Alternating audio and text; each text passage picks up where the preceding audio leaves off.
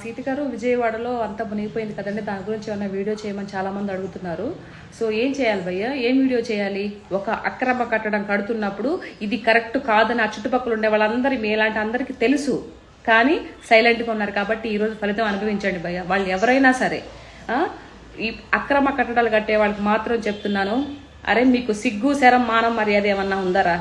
ఏమీ లేదు. ఎంఆర్ఓల్ని విఆర్ఓల్ని సబ్ రిజిస్టర్లు మెయింటైన్ చేసి లక్షలు లంచాలు ఇచ్చుకోవడానికి రిజిస్ట్రేషన్ చేయించుకొని మీ దగ్గర డబ్బు అనేదో అహంకారంతో పెద్ద పెద్ద బిల్డింగులు కట్టి నీళ్లు ఎట్టుపోవాలో తెలియక అవి పేద ప్రజల ఇళ్ల మీద పడితే వాళ్ళు ఏ టైంలో ఏమొచ్చి మీద పడుతుందన్న భయంతో ఉక్కిరి బిక్కిలాడిపోయి ఆ పిల్లని భుజాల మీద ఎక్కించుకొని తిండి తిప్పలు లేకుండా నీళ్ళల్లో పరిగెడుతూ ఉంటే అది చూస్తూ ఎంజాయ్ చేస్తారా? పోయినప్పుడు ఏం నెత్తిన పెట్టుకొని పోతారా? బట్ట కూడా ఒంటి మీద బట్ట కూడా ఉండదు కదరా మిమ్మల్ని పాత పెట్టినప్పుడు. సిగ్గు శరం ఏమన్నా ఉందా? మీ బతుకులు జడ. లక్షల కోట్లు డబ్బులు ఉన్నాయని చెప్పేసి అక్రమ కట్టడాలు కడతారా? కోట్లు పెట్టి ఆ నీళ్లు పేద ప్రజల మీద వదిలేస్తారా?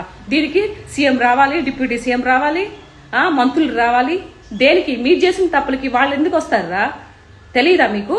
మనం చేస్తున్న తప్పని తెలీదా? దీనికి మళ్ళీ కలికి అవతారం ఎవరో వస్తారు, ఏందో చేస్తారు అనుకోవడం తప్పు. మన చుట్టుపక్కల మనలోనే ముందు ఆ మార్పు అనేది రావాలి. రానప్పుడు ఇలాంటి చాలా భరించాలన్నమాట. ఇంకా ఇప్పుడే ఉంది, ఇంకా చాలా ఉన్నాయి. యదో బ్రతుకు.